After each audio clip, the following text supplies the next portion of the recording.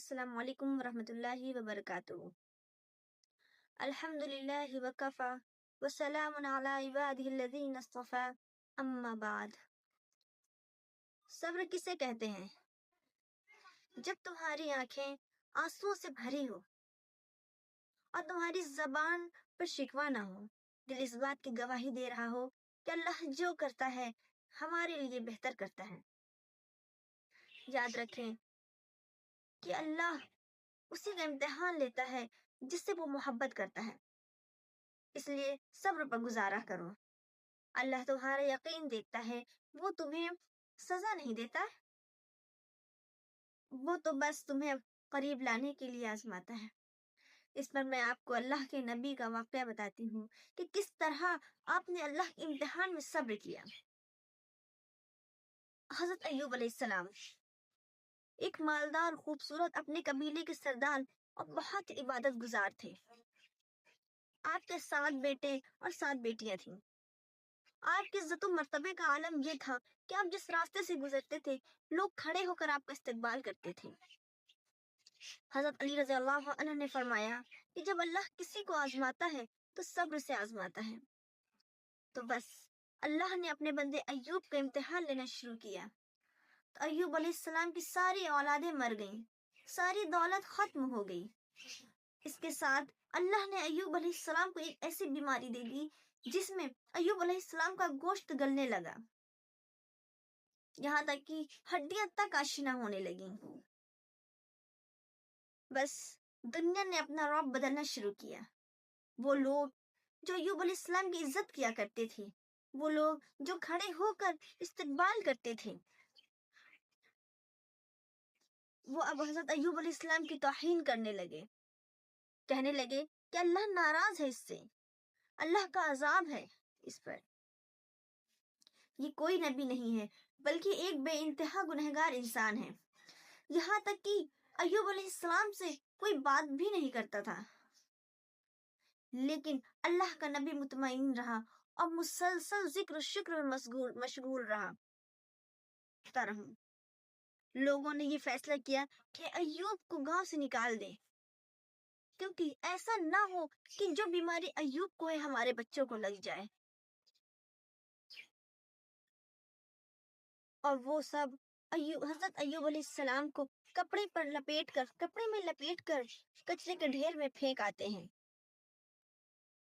اور جب کھانے کے لیے کچھ نہ بچا تو ایوب علیہ السلام کی بیوی لوگوں کے گھروں میں جا کر کام کرتی تھی اور اس سے جو تھوڑی سی اجرت ملتی اس سے ایوب علیہ السلام کا علاج کراتی تھی۔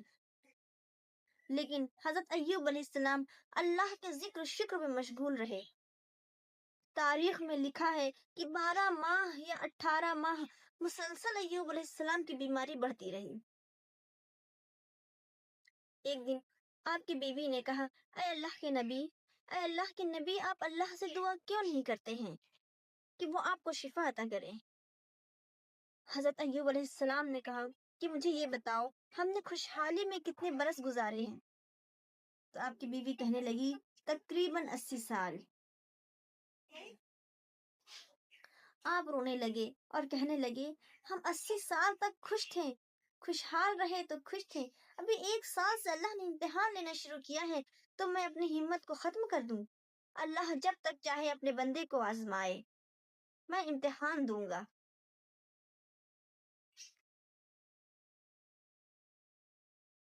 یہاں تک کہ حضرت ایوب علیہ السلام کے جسم میں جو زخم تھے اس میں کیڑے پڑ گئے۔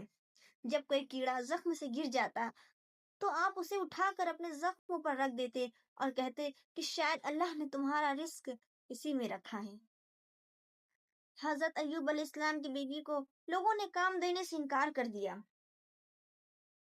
اور کہتے تھے کہ ایوب کی بیوی ہمارے محلے میں آتی ہے،